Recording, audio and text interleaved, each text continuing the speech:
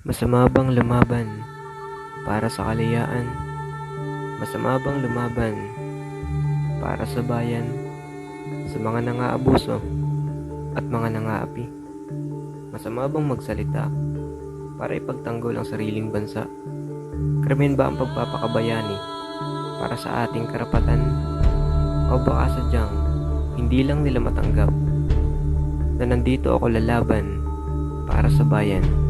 Ito ang kwento ni Dr. Jose Rizal mula sa pagkamulat sa lupang sinilangan hanggang natutong sumulat at lumaban para sa sariling bayan. Ating simula ng kwento sa kapanganakan ng ating pambansang bayani. Sa lihim na puok ng Calamba, Laguna, isinilang si Jose Protasio Rizal Mercado y Alonso Realonda noong Hunyo 11, 1861. Nalagay sa panganib ang buhay ng kanyang ina sapagkat nahirapan ito sa panganganak dahil sa laki ng ulo ni Rizal. Nananalaytay sa dugo ni Rizal ang dugong silangan at kanluran, Negrito, Malay, Chino, Hapon at Espanyol, dahil na rin sa kanyang mga ninuno na sina Domingo Lamco o Lameo. Kanununuan ni Rizal, isang Chinong imigrante, at ang kanyang asawa na si Ines de la Rosa, isang mayamang Chinong Kristiyano. Nagkaroon sila ng anak at ito ay si Francisco Mercado. Siya si Francisco Mercado. At napangasawa naman niya si Cerilia Bernacha, isang mistisang Chino. Nagkaroon sila ng anak at ito ay si Juan Mercado. Siya si Juan Mercado, ang lolo ni Rizal, na napangasawa naman si Cerilia Alejandro. Nagkaroon sila ng 13 anak at isa na roon si Francisco Mercado. Siya si Francisco Mercado. Siya ang ama ni Rizal at napangasawa naman niya si Teodora Alonso Realonda. Si Rizal ay pangpito sa 11 magkakapatid. Ang kanyang mga kapatid ay sina siya si Saturnina, panganay sa magkakapatid. Siya naman si Pasiano, ang nakakatandang kapatid na lalaki. Sumunod naman ay si Narcisa. Ang palayaw niya ay Sisa. Sumunod naman ay si Olympia. Ang palayaw niya ay Ipia. Sunod ay si Lucia, pang-apat sa magkakapatid. Siya naman si Maria. Siyang ang kanyang palayaw. At si Jose Rizal, pinakadakilang bayani at henyo. Ang kanyang palayaw ay Pepe. Ang mga batang naghahabulan ay si Concha at Josefa.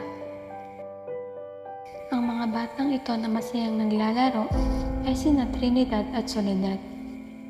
Narito naman ang mga naging guro ni Rizal. Una, ang kanyang ina, na si Doña Teodora. Tinuruan niya si Rizal na maging relihiyosong tao. Si Leon Monroy, nagturo kay Rizal ng pangunahing kaalaman sa wikang Latin.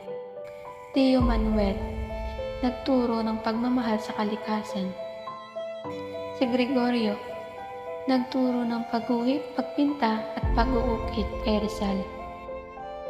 At si Maestro Justiniano Aquino Cruz, ang guro niya sa paaralan sa Binyan. Masaya ang mga alaala ni Jose Rizal sa kanyang kabataan sa Calamba.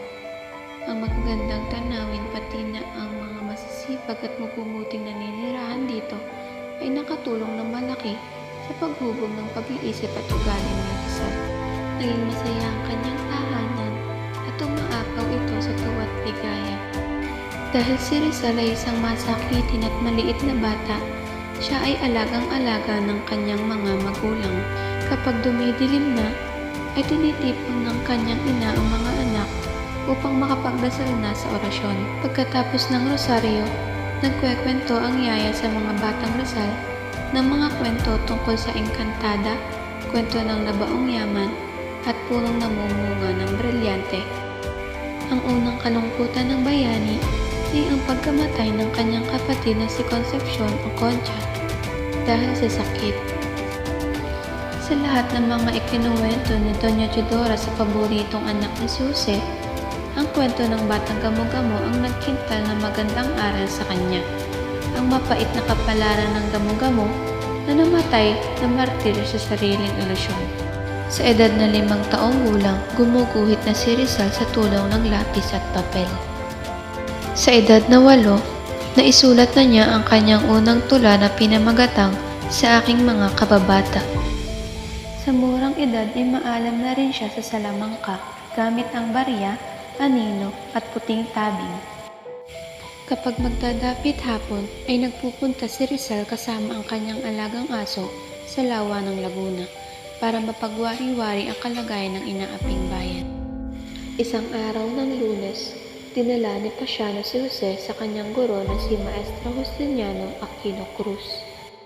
Inilarawan niya ang kanyang guro na matangkad, payat at mahaba ang leeg. Ang unang pakikipag-away ni Rizal sa paaralan.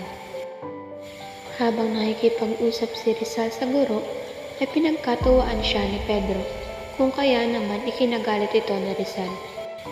Hinamon ni Pedro ng suntukan si Rizal, subalit natalo siya ni Rizal. Noong uwian ay hinamon naman si Rizal ni Andres ng bunong braso, ngunit natalo si Rizal. Isang araw, matapos umalis si Rizal sa binyan, ay dinakip naman sina Doña Teodora noong Hunyo 1872 dahil sa napagbintangan siya at ang kanyang kapatid na si Jose Alberto, isang mayamang taga-Binyan na nagtangkang umason sa asawa ni Jose Alberto. Si Antonio Vivencio del Rosario, isang gobernadorcillo ng Calamba, ang tumulong upang madakip si Doña Teodora. Isang araw, sinamahan si Rizal ng kanyang kuya Pasiano sa Maynila upang kumuha ng eksamen sa Ateneo. Ngunit ayaw na tanggapin ni Padre Madin Ferrando dahil huli na umano ito. Ngunit sa tulong ni Manuel Ceres Burgos, tinanggap si Rizal. Isang araw, bago magsimula ang kanilang klase, ay pinuupo ng guro si Rizal sa hulihan ng klase dahil mahina ito sa wikang Latin. Napakamasigasig na mag-aaral ni Rizal dahil sa kanyang bakanteng oras ay nagbabayad siya ng 3 piso upang mapag-aralan ang wikang Espanyol. Sa kanyang bakasyon sa tag-araw ay umuwi si Rizal sa Calamba. Sa pagkakataong ito ay hindi siya masaya dahil nakakulong ang kanyang ina.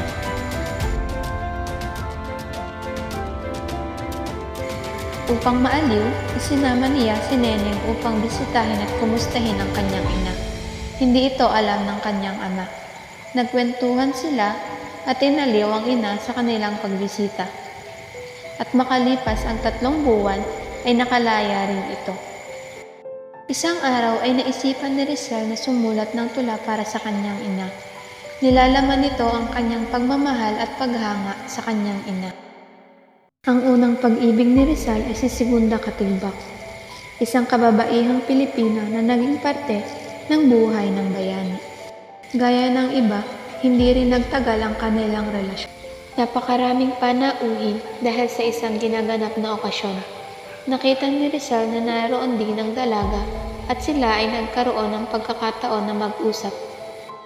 Sa kanilang pag-uusap ay humiling si Segunda na iguhit siya ni Rizal.